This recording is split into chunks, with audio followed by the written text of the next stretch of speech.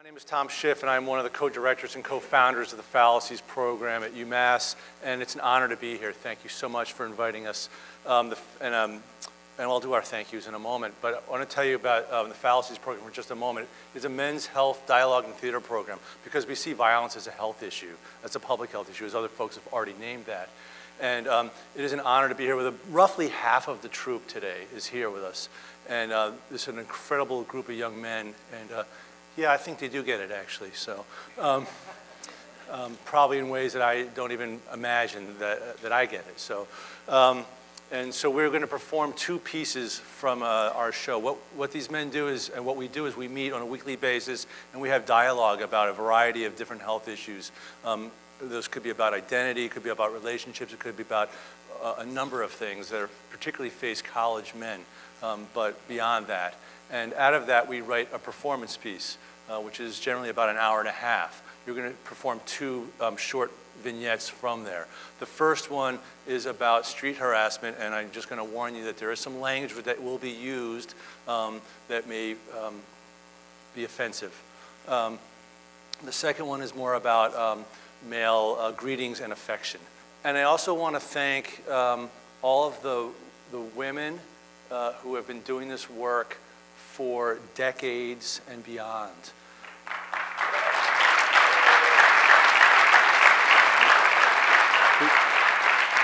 We are so indebted to their leadership and our work. We know that we are part of and trying to be part of a movement that is about creating a just world, and so we know that there are these women and there are members of the queer rights communities and the civil rights communities and so forth who have come before us and are still doing amazing work today. So thank you.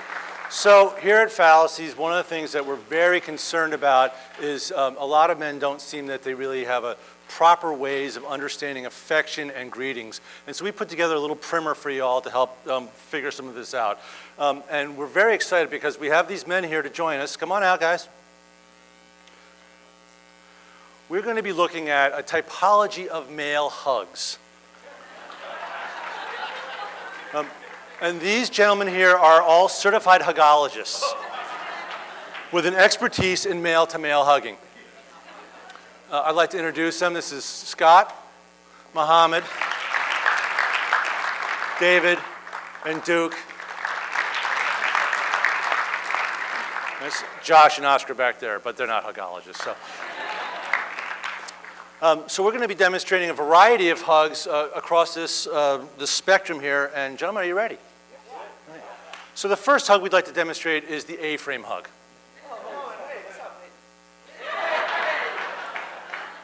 Now, the A-frame hug is popular amongst men who like to believe they're engaging in some sort of intimate encounter, when the reality is the thought of their clothing-covered bodies, particularly their genitals, touching each other, freaks them out. Notice the distance between the pelvic regions. This is a critical aspect of this hug. Thank you.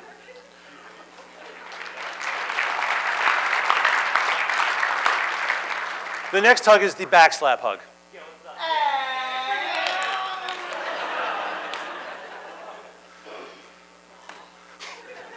Backstop hug, also known as the I'm hugging you but I'm hitting you man hug, is a way that men can show both intimacy and violence at the same time.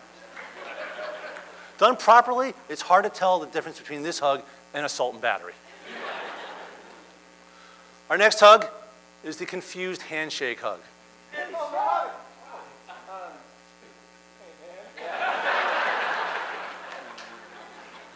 Yeah, one man went in for the more traditional handshake while the other for a more intimate hug, leading to this rather awkward and strange encounter.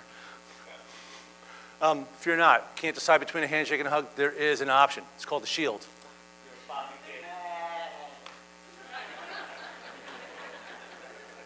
Let's watch that again in slow motion.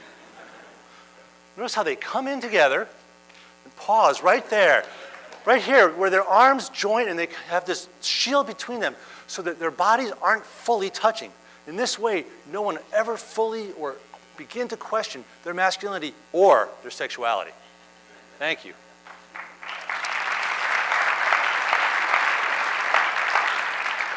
You know, while we're on the subject of handshakes, it's long been thought that the strength of a man's handshake was one measure of his masculinity.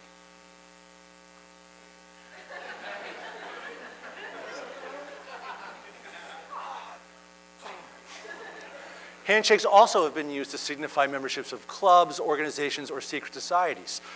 Handshakes such as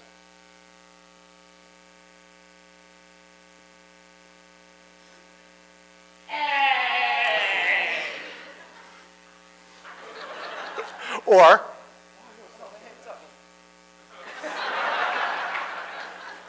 or I got you, bro. I got you. Yeah, man. and finally,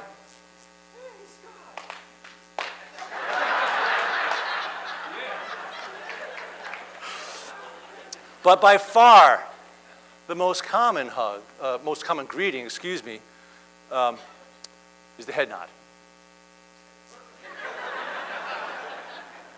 But we digress, and we're supposed to be up here talking about hugs. So from the most common greeting to the most common hug.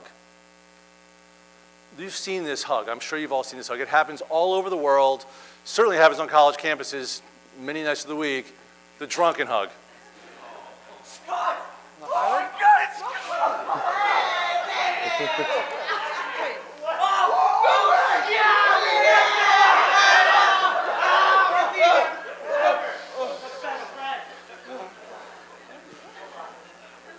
Often, what happens after the drunken hug are some other decisions, and there's another hug that we like to show you called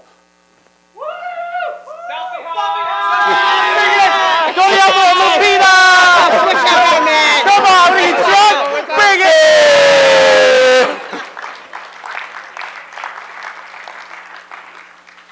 So from the most common hugs to one of the rarest, this next hug is extremely rare and is safe for an elite few. You must be a pitcher or a catcher on the field at the time. When your team wins the game, to experience the World Series hug.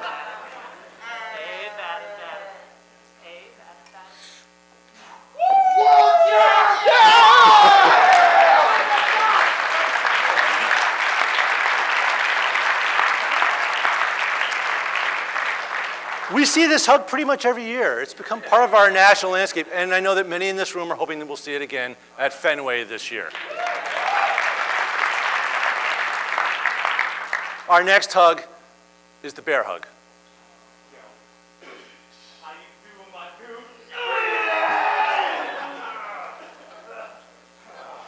dude? Now, some men think of this as a real hug. And proper technique for this hug is to squeeze as hard as you can so that the guts come out of one end or the other. Grunting is certainly encouraged. And our final hug for this afternoon is the embrace.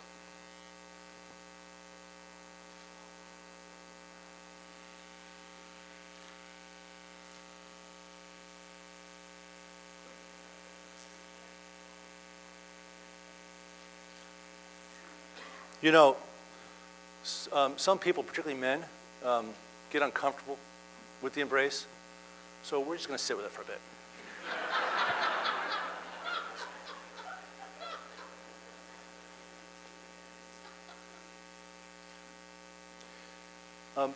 Particularly for the men in the room, if you're uncomfortable with the embrace, I ask you to think about why this is.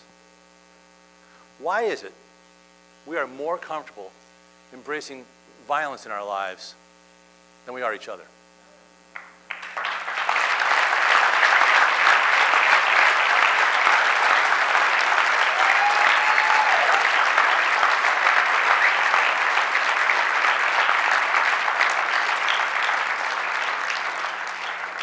And why are we more comfortable embracing homophobia, which keeps us from embracing each other at all, than we are one another?